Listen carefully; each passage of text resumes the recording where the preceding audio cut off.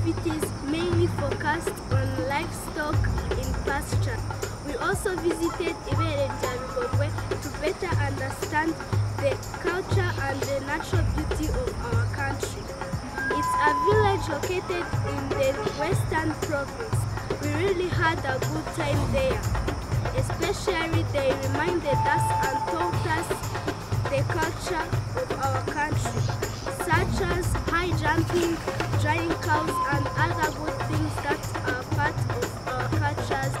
We also had a chance of visiting Gishwati Mukura forest. It is a beautiful forest because it has many natural beauties that we will talk in our upcoming videos. Thank you for supporting us. Do subscribe, like and share our videos. We love you.